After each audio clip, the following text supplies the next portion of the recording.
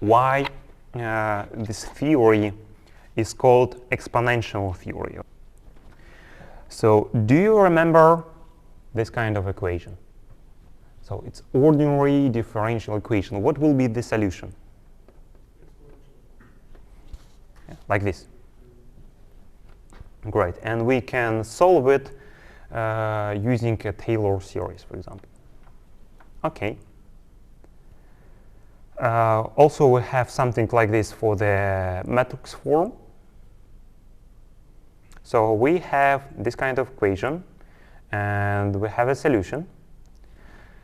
And the whole lecture, I was deriving an expression for the angular velocity and for the twist. And it could be derived in this form. It's like an ordinary differential equation. So we can actually solve it as the exponent in power of angular velocity. The same is true for the twist. The solution was a Taylor series, and for now it's not very convenient. And for now it's very convenient that there was a guy which is called Rodrik, and he derived an equation which is called Rodriguez formula, and he proved that if we'll do this kind of calculation, we can compute this exponent. And in the book of Niche, you can find the full derivation of this concept, that it's not like it is an evaluation, it's exactly the value. So here, the only thing that you need to know is the identity matrix, then angular velocity, sinus theta, so angular velocity once again, power 2, all this stuff. So the only thing that you need to know is the angular velocity in skew-symmetric form. But if you know how to do this skew-symmetric, you just need to know what is the vector of your angular velocity. How is it that it's like a direction of the motion. It could be along the x, y, and z, or it could be arbitrary direction. And then you need just to multiply it on the distance. Just like I explained to you earlier, when we had a twist, we can multiply it with the magnitude, and it will be the something that we want. If we talk about robot joints, it will be just data from your sensor. For example, if you do a rotation around z-axis in your joint, it will be the angle. If it is a translation, the R will be just equal to the identity, right? The orientation changes only if you have a rotation. This is why it's called rotation matrices. What about if theta is 3 angles about x? It's another equation. You can find it in the Kevin Lynch book. But generally, since we talk about robotics, in the robotics we have discrete joints. Right here, this equation is given not as a function of time. It depends only on theta. It's like if you given with a theta, like a constant one, you can also compute R that will just tell you what is the orientation right now. It's actually, when we talk about the motion of frames, we think like a frame is stationary in each moment of time, and the motion is just a combination of a bunch of stationary frames. And this is true for any discrete moment of time. If we want to compute an exponent in power twist, the result will be like this. It could be scary, but if you take a while, you will see that actually it's not very scary. Actually, you have all of this in your twist. Angular velocity, linear velocity, angular velocity, linear velocity. So if you know twist, you can compute this thing.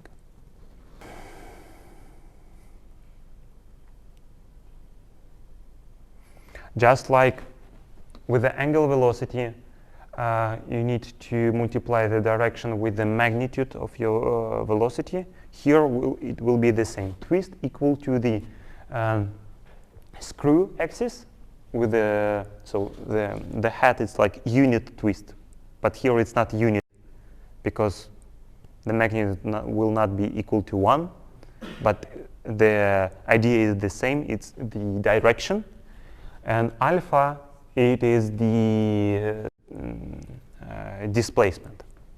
It could be rotation displacement or linear displacement, so some kind of constant. Scalar, I mean. So here you can see equations for the prismatic joint. For the prismatic joint, we have only the linear component for the rotation, and for the general motion, it is according to the Mozart theorem. So we had the rotation part and translation part. So this is the case. About the direct kinematics, we know the chain rule.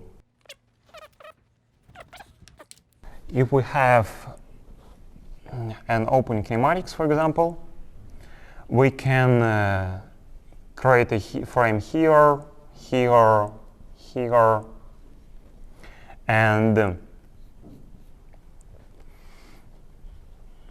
age 1, 0 will describe the position of the first link around the frame 0.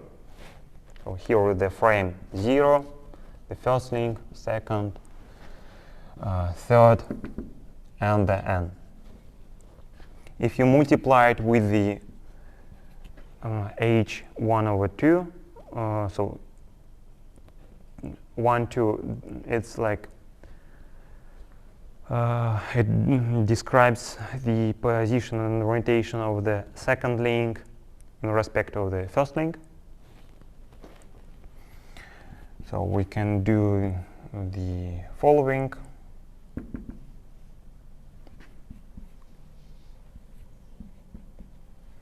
And this thing will be equal to the position of n in respect of 0.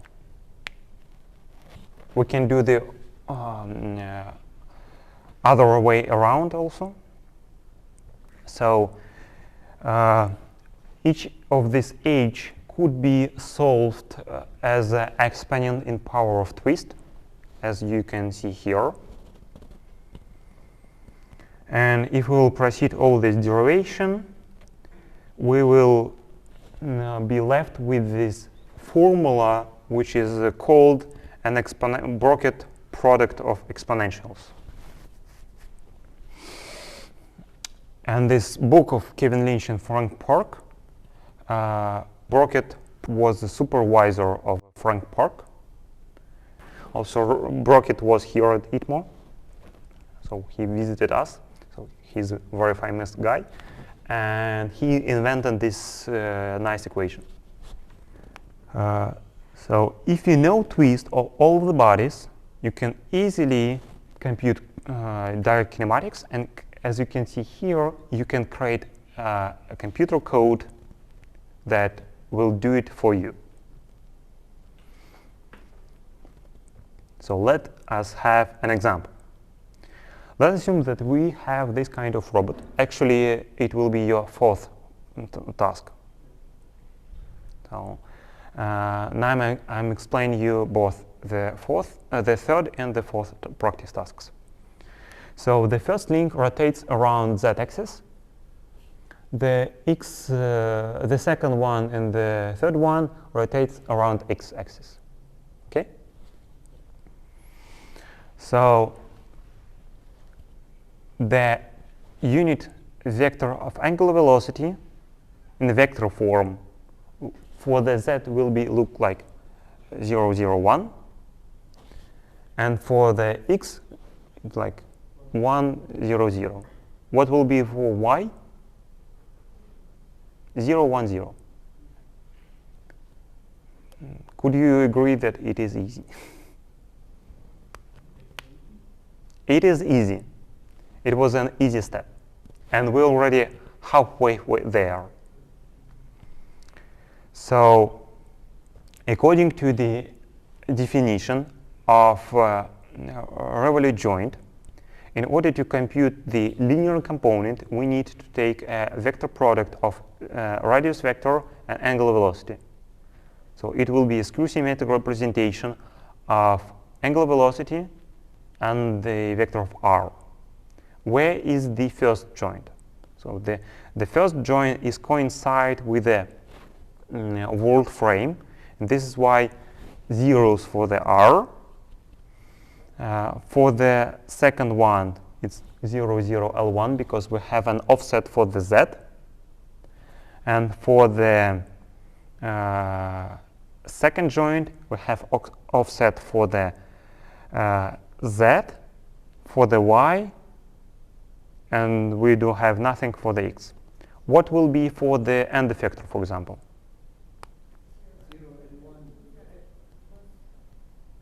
0, L2 plus L3, L1. Now, the only thing that we need to do is to compute the skew-symmetric representation by using this equation, this formula, and we will compute twist. So this is the angular velocity component, linear velocity component, and those twists indicate the motion, the direction of the motion, just like in the example that I was drawing here. Here, it is the homogeneous transformation matrix for the initial configuration. So here you can see a bunch of ash for the center of masses of each body and for end effector. For example, for end effector, where is your end effector in the initial moment of time? Displacement for the z, L1 for the y, L2 and L3, and 0 for the x. R is just identity matrix. Why do we need ash 0? When we was solving the ordinary differential equation, look, here we need to, exponent must be multiplied with the x0, with the initial data. Yes? So here are the initial configurations. In order to solve the direct kinematics, we can use this bracket exponential formula, and we already know all the components. We know all the twists, we know the initial configuration, and we can use this maybe scary formula in order to compute all the components. One final thing. We know that linear velocity equal to the Jacobian times angular velocity. And in order to find this, we were taking partial derivative, right?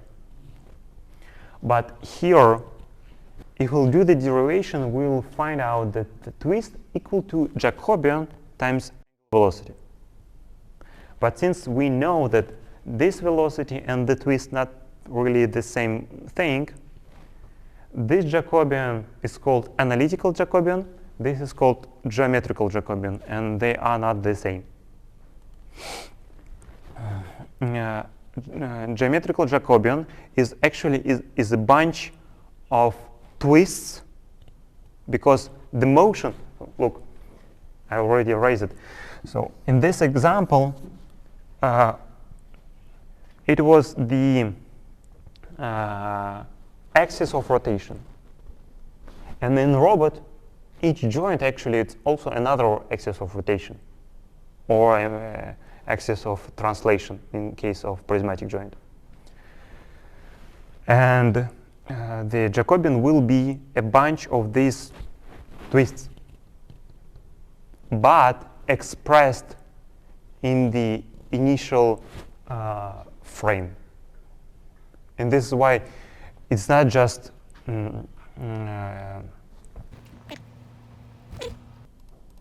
it's not just twist, but twist multiplied with adjoint. Do you remember adjoint? We use adjoint when we want to express it in different frame. Here we want to express everything in this 0 frame. It is a frame of our initial frame. This is also an example when we express everything in the 0 frame. And this is why Jacobian will be nothing else as the combination of twists multiplied with the adjoint. Since the very first one is already in the right frame, we do not need adjoint. It's just T1. All others is twist multiplied with adjoint. So also here we have two different Jacobian, space Jacobian and body Jacobian. The first one, it's like the motion of n. N rotates, it's like n could be your end effector. End effector rotates around 0, and the motion expressed in 0. It is a space Jacobian. The body Jacobian, it's like the motion of n. It moves around in respect of 0, but expressed in the n frame. Sometimes we need it. So here it is the general form, and for our particular example, it will be the Jacobian. So number of rows will be always 6, because in twist we have 6 entities for angular velocity and 6 for the linear velocity, but a number of columns will be equal to the number of your joints. For example, for the 2R robot, it will be just 2 columns. For 6 for a robot with the 6 joint, it will be 6 columns. Why do we use 6 degrees of freedom robot? In order to make the Jacobian square, such as we will have 6 by 6. And this is, in this case, we will be able to take an inverse. Otherwise, we need a pseudo-inverse. So 6 by 6, it's very convenient. This is why we basically use 6 joints for the robot manipulator.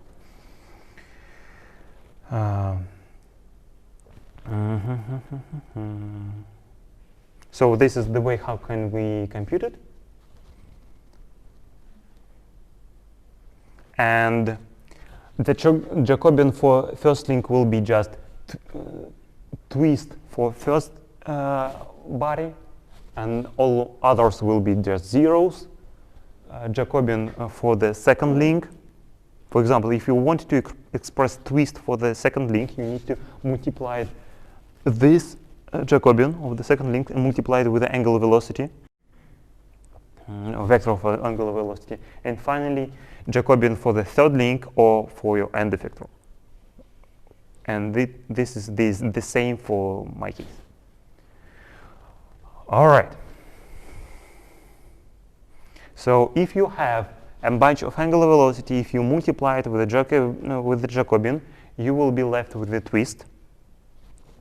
If you multiply a range with the Jacobian, you will compute torques that are needed, just like in the third lecture, but there we had a planar case. Now we have the same for the spatial case.